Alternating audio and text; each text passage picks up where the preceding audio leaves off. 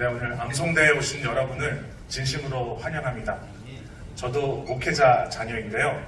이 귀한 방학에 가고 싶은 곳도 많았을 거고 하고 싶은 것도 많았을 텐데 이 암송대회를 준비하시고 여기에 참여하신 여러분들은 정말 효녀라는 생각을 합니다. 오늘 결과를 떠나서 도전하는 여러분들, 참여하는 여러분들 정말 멋지고요. 아무것도 하지 않으면 아무 일도 일어나지 않는다는 말이 있잖아요. 여러분들 이렇게 적극적인 자세로 함께하는 이 마음 위에 하나님께서 하늘의 신령한 복으로 함께하시고 여러분의 길 위에 늘 함께하여 주실 줄 믿습니다. 오늘 나눌 설교의 첫 번째 포인트는 하나님의 말씀은 진리이다 라는 것입니다. 오늘 본문 말씀의 배경을 제가 잠시 설명을 드리겠습니다. 어느 날 예수님께서 예루살렘 성전에 입성하셨습니다. 그런데 그곳에는 동물 거래상들과 환전상들이 가득하여서 이스라엘 백성들과 이방인들이 예배드리는 것을 방해하게 되는 그런 상황이었습니다. 그래서 예수님께서 노끈으로 채찍을 만드셔서 그곳에 있는 동물 거래상들과 환전상들을 내쫓는 그런 일을 하시는 굉장히 독특한 본문입니다. 그런데 예수님께서는 왜 의분을 보이셨을까요? 왜냐하면 그곳은 이방인의 뜰이었기 때문입니다. 이방인의 뜰은요, 유대교 안에서도 유대인들뿐만 아니라 이방인들도 여호와 하나님을 섬길 수 있도록 배려된 장소였습니다. 그런데 그 당시 종교 지도자들이 동물을 거래하는 거래상들과 환전상들을 그 이방인의 뜰에 배치하게 두었던 것입니다. 그래서 이방인들이 예배드릴 때에 시끌벅적한 그런 상황 속에서 동물들의 냄새와 그런 소음 속에서 예배드리고 기도드리는 것을 예수님께서 안타깝게 생각하시고 예수님께서 그 행동을 하신 것이죠. 그래서 마가복음 11장 17절 말씀을 보면 내 집은 만민이 기도하는 집이다 라고 예수님께서 말씀하십니다. 여기서 만민은 영어로 all nations라고 합니다. 모든 나라, 모든 민족을 의미하는 것이죠. 차별 없이 하나님을 예배할 수 있는 그 자리에서 이스라엘 백성들이 이방인들을 차별하는 그 모습을 예수님께서 꾸짖으신 그 장면이라고 할 수 있습니다. 그런데 이렇게 멋진 예수님의 모습을 보고 유대인들은 감동을 받고 예수님을 믿게 되었을까요? 아닙니다. 오늘 18절 말씀을 보면 이 예수님에게 표적을 보여달라고 이야기를 합니다. 즉, 당신이 이런 주장을 하는데 우리에게 믿을 만한 증거를 보여달라고 하는 것이죠. 그때 예수님께서 말씀하신 것은 다른 것이 아니었습니다. 이 성전을 헐라 내가 사흘 동안에 일으키리라 라고 말씀하십니다. 이 말씀은 예수님께서 십자가에서 죽으시고 3일 만에 다시 부활하신다는 이 표적을 통해서 자신의 주장을 입증하시겠다라는 장면으로 볼 수 있습니다. 비슷한 장면이 마태복음 12장에도 기록되어 있어요. 예수님께서 귀신 들리고 눈이 보이지 않고 말을 할 수 없는 사람을 고쳐주셨습니다.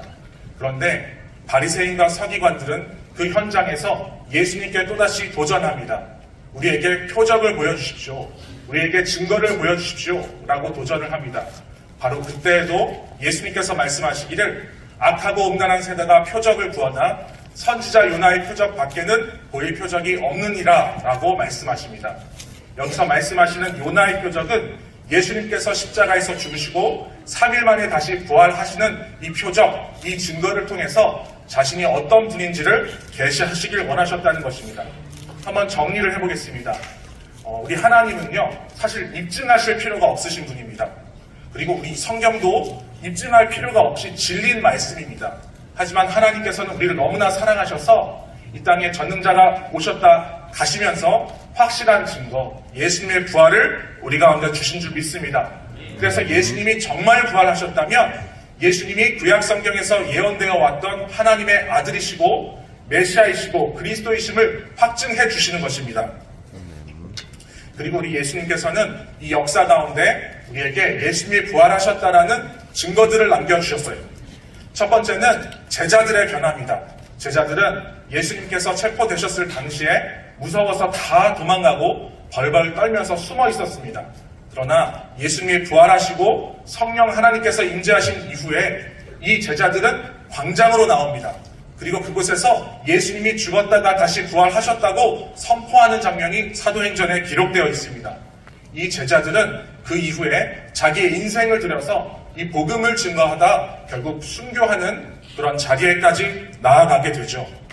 예수님의 제자들뿐만 아니라 예수님을 반대했던 적대자들 중에도 부활의 증인들이 나왔습니다. 대표적으로는 사도 바울과 예수님의 동생 야고보가 그렇습니다. 예수님의 동생은 친족들이 예수님을 미쳤다라고 할 때 그 중에 아마 한 명이었을 것입니다.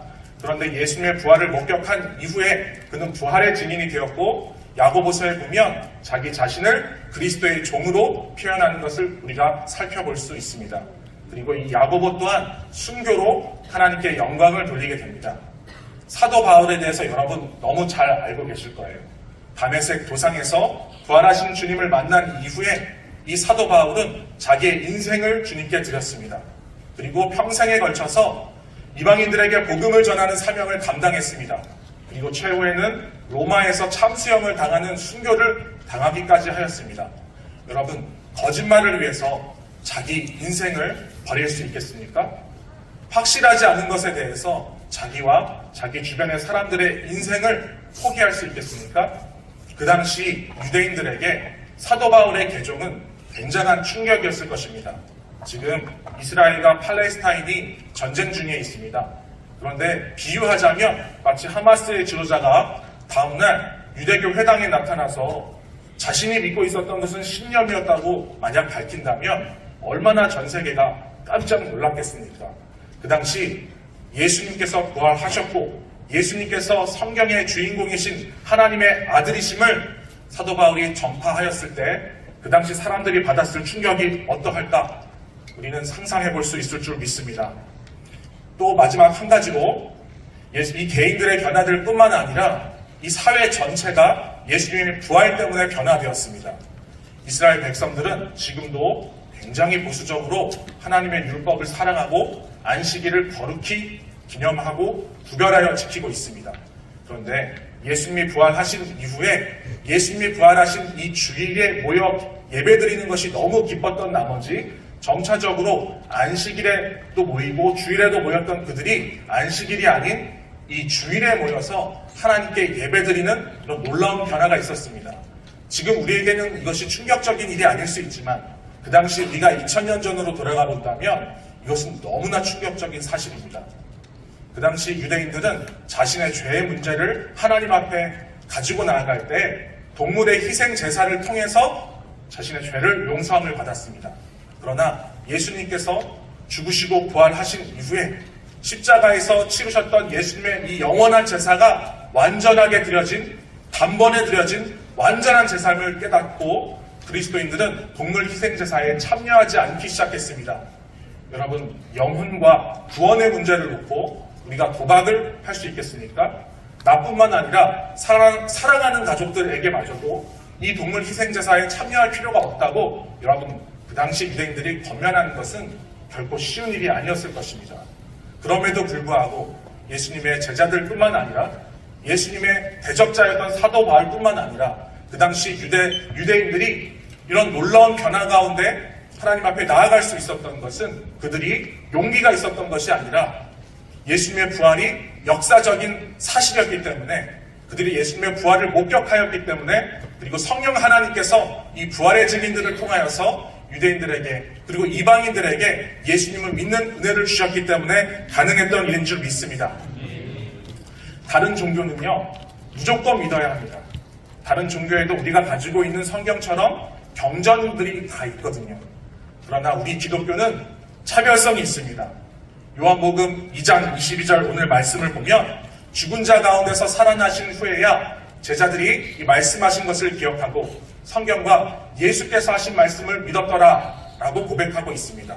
그러니까 예수님께서 정말로 부활하셨기 때문에 예수님에 대해서 예언되어 왔던 구약 성경도 사실임을 믿을 수가 있고 이 부활하신 예수님께서 하셨던 말씀, 즉 사복음서와 그분에 대해 증거했던 사도행전과 이 서신서를 포함한 모든 신약 성경을 우리는 이제 인격적으로 하나님의 말씀이 진리임으로 고백할 수 있는 줄 믿습니다. 그래서 우리는 다른 종교와 다릅니다. 다른 종교는 우리를 부활의 종교라고 이야기를 하는데 이 부활의 종교를 지식에만 멈추는 것이 아니라 실제로 지금도 살아계셔서 우리와 함께 하시는 이 예수님 앞에 설 때에 이 부활의 눈이 열릴 때에 하나님의 임재에 대한 눈이 열릴 때에 이 하나님의 말씀 또한 불변하는 하나님의 영원한 진리임을 우리가 믿을 수 있는 줄 믿습니다. 두 번째로 오늘 나누고 싶은 포인트는 바로 하나님은 사랑이시다라는 것입니다. 우리는 19절을 통해서 예수님께서 십자가를 예고하시는 장면을 살펴볼 수 있습니다. 예수님께서는 이 성전을 헐라라고 말씀하시는데 자신이 결국 십자가에서 죽을 것을 상징적으로 말씀하시는 것입니다. 부활을 통해 확증된 이 진리의 성경을 읽으면요, 성령 하나님께서 우리를 십자가 앞으로 인도하시는 경험을 하게 됩니다. 성경에 의하면 예수님께서 왜 십자가에서 돌아가셔야 했습니까? 우리 모든 인류는 죄인이었습니다. 죄의 삭은 사망이라고 성경은 선언하고 있어요. 그런데 우리 예수님께서 우리의 모든 죄값을 감당하시는 대속 제물로서 십자가에서 대신 돌아가 주신 줄 믿습니다.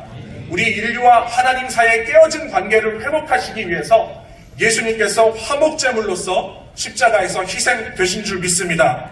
우리에게 영원한 용서와 성령 하나님을 허락하시기 위해서, 그래서 하나님과 친밀한 교제와 사귐이 가능하게 하시기 위해서 예수님께서 새 언약의 제물로 십자가에서 돌아가신 줄 믿습니다. 그러면 왜 하나님은 십자가의 방법을 통하여서 예수님을 희생시키셔야 하셨을까요? 제가 만약에 하나님 아버지였다면 제 아들을 쉽게 내어줄 수는 없었을 것 같습니다.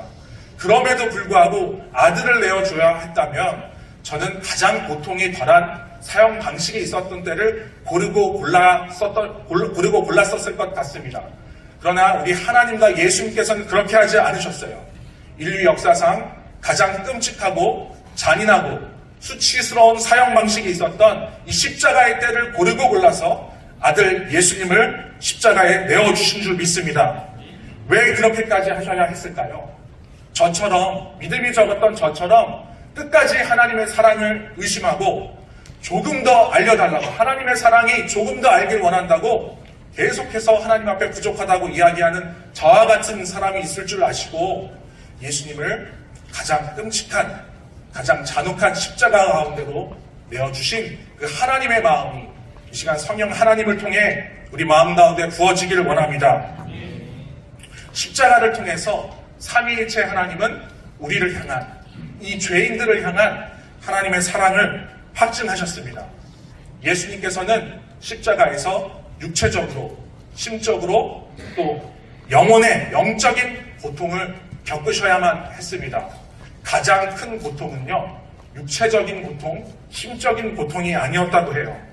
예수님께서 겪으셨던 가장 큰 고통은 영적인 고통이셨습니다. 그래서 예수님은 십자가에서 나의 하나님, 어찌하여 나를 버리셨나이까? 라고 외치시게 되는데, 신학적으로 이 고백을 유기의 외침, 버려진 이의 외침이라고 이야기를 합니다. 하나님 아버지께서는 우리 인류와 예수님을 십자가에서 동일시 하셔야만 했습니다. 그래서 우리가 생각할 때 가장 끔찍한 죄인들의 모습, 마치 유아 성폭행범들, 연쇄 살인범들, 여러 반성할 줄 모르는 사기꾼들, 그리고 저와 여러분, 이런 죄인과 예수님을 동일시 하셔야만 했어요. 그래서 우리가 받을 죄의 모든 저주와 진노를 예수님께 쏟아 부으셔야 했습니다. 예수님의 이 부르심과 외침 속에서도 하나님은 예수님을 외면하셔야만 했습니다. 그래서 여러분, 이제 우리는 예수님께서 버림받으셨기 때문에 이제는 그분 안에서 우리는 버림받지 않는 줄 믿습니다. 예수님께서 이미 목마르셨기 때문에 우리는 더 이상 목마르지 않는 줄 믿습니다. 성령 하나님 안에서 우리는 늘 풍성한 삶을 예수 그리스도 안에서 우리는 살아갈 수 있는 놀라운 은총이 이 십자가 사랑을 통해서 우리 가운데 부어진 줄 믿습니다. 이 십자가 사랑은 2000년 전에 멈춘 이야기가 아닙니다. 2000년이 지난 지금까지도 우리의 삶 가운데 흘러 계속해서 넘치는 것이 예수님의 사랑입니다. 여기 계신 목회자 자녀 여러분들과 목회자분들은 아마 제가 지금 나눌 간증과 비슷한 일들을 다 경험하셨을 것 같아요. 그래서 제가 자랑하는 것이 아니고 우리 목회자들에게 베푸신 하나님의 은혜이기에 우리 공통된 간증들을 한번 나누고자 합니다. 하나님은 늘 우리가 낮은 곳에 있을 때, 정말 무력할 때에 우리가 늘 가까이 계신 줄 믿습니다. 제가 처음 전도사가 되고 첫째 아이를 출산했을 때인데요. 그때는 경제적으로 많이 어려웠습니다. 지금 당연히 제가 섬겨드리고 나누어드릴 수 있는 상황이 되었는데요. 그때는 어느 날 분유가 좀 떨어져 가서 제 아내가 마트에 가서 이 분유를 구매하러 갔는데 잔액이 부족해서 그냥 돌아와야 했던 날이 있었어요. 그런데 얼마 지나지 않아서 저에게 전화 한 통이 걸려옵니다. 동사무소에서 전화가 왔어요. 누가 분유를 기증했다고 찾으러 오라는 거예요. 그래서 갔더니 배앓이를 하지 않도록 제 아들이 먹고 있던 동일한 브랜드의 그 분유가 저의 아이가 분유를 뺄 때까지의 충분한 양이 준비되어 있었어요. 하나님께서는 또 국가 기관을 통해서도 또 저희들 먹이시고 입히시는 것을 경험하게 됩니다. 그리고 얼마 지난 뒤였습니다. 또 제 아내가 장을 보다가 좀 물건을 좀 너무 많이 샀나 봐요. 그래서 좀 잔액이 부족해서 파프리카와 브로콜리를 반납한 날이 있었습니다. 그런데 예배가 끝났습니다. 어느 날 어떤 성도님이 저희 아내에게 와서 다른 선물이 아닌 파프리카와 브로콜리를 선물해 줍니다. 네, 또 얼마 지난 뒤였습니다. 제 아내가 또 잔액이 부족했습니다. 그래서 유부초밥을 만들던 재료를 반납하고 돌아왔는데 수요 예배 때였습니다. 어느 성도님이 예배 끝난 뒤에 저에게 찾아오셔서 목사님, 유부초밥을 한번 드셔보세요 라고 하시는 거예요. 그래서 그날 저와 아내는 집에 돌아가서 그 유부초밥을 먹으면서 하나님의 사랑에 정말 목매인 그 밤이 있었습니다. 하나님의 말씀대로 우리에게 주어진 성경대로 불꽃 같은 눈동자로 우리를 지켜보시고 우리를 먹이시고 입히시고 돌보시고 우리가 염려하지 않아도 우리를 더 먼저 끔찍히 사랑하시는 하나님의 사랑이 우리 목회자 자녀의 인생 가운데 함께 하실 줄 믿습니다. 아직 우리 손에 아무것도 주어지지 않는 것처럼 보일지라도 우리가 믿음의 눈을 들고 주님을 바라볼 때에 이 세상에 그 어떤 것보다 더 큰 놀라운 하늘의 축복, 우리의 모든 것보다 더 소중한 우리 예수님을 우리 가운데 주신 줄 믿습니다. 아멘. 그래서 우리가 하나님의 말씀을 읽고 묵상할 때에 우리 성경 가운데 우리 하나님의 마음을 발견할 수 있습니다. 우리 목회자 자녀 여러분들, 제가 선배로서 정말 간절히 부탁합니다. 이 성경을 읽을 때 정말 하나님 앞에 엎드려 간구하며 읽을 때 우리 마음 가운데 성령께서 하나님의 사랑을 부어주시기를 원합니다. 마지막으로 세 번째 포인트는 우리 다 같이 하나님을 사랑한다고 고백하는 우리가 되기를 원합니다. 요한복음 2장 22절 오늘 본문 말씀을 보면 제자들이 예수님께서 부활하신 후에 성경과 예수께서 하신 말씀을 믿게 되었다라고 기록하고 있습니다. 예수님의 제자들은 이제 정말로 예수님을 믿게 되었어요. 그들은 예수님과 함께하는 것이 원래 좋았습니다. 그래서 공생의 기간 동안에 예수님 옆자리를 지켰어요. 그런데 그들이 진정으로 원했던 것은 메시아 왕국이 회복되었을 때 다들 한 자리 꿰차는 것이 그들 내면에 숨어있던 욕심이었습니다. 그런데 예수님이 십자가에서 돌아가시게 되자 제자들이 결국 뿔뿔이 흩어지게 되죠. 그런데 부활하신 예수님을 만나고 나서 십자가의 의미를 정확히 깨달은 예수님의 제자들은 이제 예수님을 사랑하게 되었어요. 그래서 그들은 자신의 인생을 던져서 여러 지역에 흩어져서 예수님이 죽으시고 부활하셨다는 이 놀라운 복음의 소식을 선포한 줄 믿습니다. 그러면 여러분, 우리가 단순히 누군가를 좋아하는 것과 정말 사랑하는 것은 어떻게 구별할 수 있을까요? 요즘 인터넷에서 굉장히 귀한 사역을 하고 계신 김성경 전도사님이 인용하신 글을 제가 한번 말씀드리도록 하겠습니다. 좋아하는 것은 그 사람으로 인해 내가 행복해졌으면 하는 것이고, 사랑하는 것은 그 사람이 나로 인해 행복해졌으면 하는 것입니다.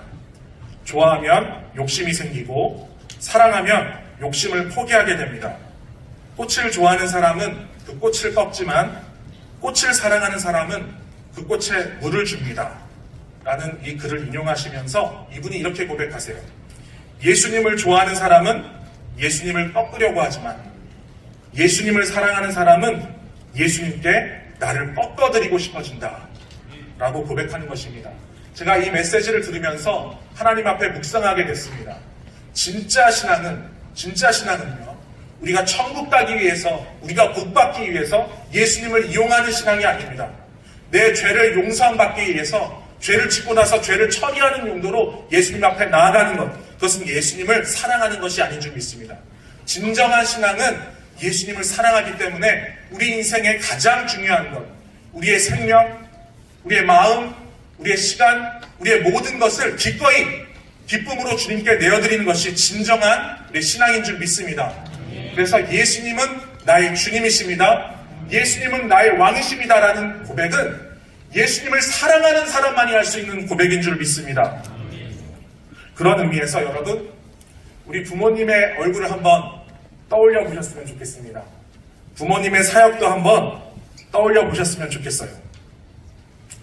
우리 부모님들은 왜 하필 목사님이 되시고 사모님이 되셔서 이런 길을 걷고 계실까요? 참 다 말 못할 여러 사정들이 우리 목회자 자녀들에게 있을 줄로 압니다. 저희 부모님도 원래 부부교사셨는데 목사님이 되시고 나서 제가 학교에서 부모님 직업란을 적을 때 항상 거짓말로 목사님이 아니라 교사라고 적어냈던 적이 있었어요. 저희 아버지가 목사라는 것이 저도 좀 싫었던 그런 기억이 있었어요. 그런데요, 여러분, 우리 부모님이 이 길을 걸어가신 이유는 다른 것이 아닙니다. 하나님을 사랑하게 되셨기 때문인 줄 믿습니다. 하나님을 사랑하기 때문에 가장 소중한 자신의 인생을 꺾어서 그 주님께 기꺼이 내어드린 것입니다. 우리 부모님들이 어느 날 하나님의 말씀을 듣고 묵상하고 기도할 때에 하나님이 마음 가운데 은혜 주셔서 예수님의 부활을 믿게 해주시고 십자가의 사랑을 비춰주셔서 도저히 외면할 수 없는 그 하나님의 마음과 우리 부모님의 마음이 하나가 되어 굳이 가지 않아도 될 수 있는 이 길을 지금 이렇게 걷고 계신 줄로 믿습니다. 자신의 인생을 꺾어서 주님께 드린 우리 부모님, 너무 자랑스러운 우리 부모님들이십니다. 우리 박수로 우리 부모님을 한번 격려할 수 있었으면 좋겠다는 생각합니다. 그런 우리 부모님에게 있어서 가장 큰 행복 중에 하나가 뭔지 압니까? 저도 자식이 둘이 있는데 바로 여러분이에요. 우리 부모님은요, 본인은 굶고 잘 못 살아도 돼요. 근데 아마도 하나님 앞에서 자녀들에 대한 기도는 멈추시지 않을 겁니다. 하나님, 제 자녀를 붙들어 달라고, 인도해 달라고 그 기도만큼은 쉬지 않으실 거예요. 하나님 아버지와 우리 육신의 부모님이 우리에게 바라는 것이 한 가지 있다면 사실 다른 것이 아닙니다. 오늘 대회에서 1등하는 것도 아닙니다. 정말 바라시는 것은 하나님을 사랑하게 되는 것입니다. 자녀들의 심장에 예수 그리스도의 복음이 심겨지는 것입니다. 그것만 된다면 더 험한 길도, 더 어려운 길도 기쁘게 뛰어나가실 분들이 옆에 계신 우리 부모님들이에요. 여러분은 하나님의 행복입니다. 여러분은 우리 부모님의 행복입니다. 그래서 우리 모두 혹시 이곳에 아직도 예수님을 인격적으로 만나지 못한 분들이 있다면 예수님이 정말 부활하셨어요. 예수님의 사랑은 영원한 사랑입니다. 그래서 예수님을 믿지 않고 우리 자신이 주인 되었던 죄를 회개하고 예수님을 우리 인생의 왕으로, 주인으로 기쁘게 초청하는 놀라운 역사가 여러분들에게 있기를 원합니다. 예수님께서는 요한복음 14장 21절 말씀에 나의 계명을 가지고 지키는 자라야 나를 사랑하는 자니 나를 사랑한 자는 내 아버지께 사랑을 받을 것이요 나도 그를 사랑하여 그에게 나를 나타내리라 라고 말씀하셨습니다. 예수님을 사랑한다는 것은요, 단순히 느낌과 감정을 초월한 것입니다. 예수님을 사랑하는 사람들은 그분을 기쁘시게 해드리기 위해서 그분이 원하시는 것을 선택하고 그분이 싫어하시는 것을 거절하게 되는 것입니다. 그래서 하나님을 사랑하는 사람들은 이 하나님의 말씀에 순종하게 되는 것이에요. 이 한 말씀 앞에 순종하게 되는 것, 그것이 진정으로 하나님을 사랑하는 사람인 줄 믿습니다. 성경을 좋아하는 사람들은 많이 있습니다. 그래서 식당을 가보면 다 축복의 말씀들이 다 입구에 붙어있는 것을 볼 수가 있어요. 그런데 진짜 하나님의 말씀을 사랑하면 참 여러 가지 어려움이 뒤따를 수 있습니다. 이 세상을 살아가면서 손해보는 것처럼 보일 수도 있고요. 또는 왕따를 당하는 경험을 당할 수도 있고요. 무언가 비현실적이다라는 그런 의심도 들어올 수 있습니다. 그런데 하나님을 사랑하는 사람은 하나님을 사랑하기 때문에 주님의 말씀에 순종하게 되는 줄 믿습니다. 침례교단은 하나님의 말씀을 사랑해서 신사참배를 거부했던 교단입니다. 하나님 외에 다른 신을 섬길 수 없다는 이 말씀에 순종하기 위해서 모든 것을 걸고 저항하셨던 분들이 우리 믿음의 선배님들이에요. 그리고 침례교단의 모태가 되었던 제 침례교도들 또한 태어났을 때 받는 유아 세례가 아니라 예수님을 인격적으로 만난 이후에 받는 그 침례가 진정한 침례라는 것을 주장하다가 많은 분들이 순교하셨고 수장당하셨고 이름도 없고 빛도 없이 역사 가운데 그렇게 흘러가셔야 했습니다. 다른 것이 아니었습니다. 그분들은 한 말씀을 자기의 목숨을 걸으셨던 거예요. 주님을 사랑하기 때문에 하나님의 말씀을 경외하며 이 말씀에 순종하였던 것입니다. 저와 여러분 앞에 예수님께서 주신 새 계명이 있습니다. 하나님을 사랑하고 서로 사랑하라는 이 말씀 앞에 우리가 서 있습니다. 그리고 목회자 자녀로서 염려하지 말고 범사에 감사하고 하나님께 찬양과 영광을 돌리는 그런 귀한 말씀의 도전 앞에 우리가 서 있습니다. 우리가 더 이상 자기 연민에 빠지는 것이 아니라 우리를 바라보고 땅의 것을 바라보고 우리의 정체성을 찾는 것이 아니라 우리의 믿음의 눈을 들어서 하늘을 볼 수 있는 눈을 성령께서 열어주시고 또 우리 예수님을 바라볼 때에 우리가 넉넉히 주님을 사랑함으로 이 말씀에 순종할 수 있는 줄 믿습니다.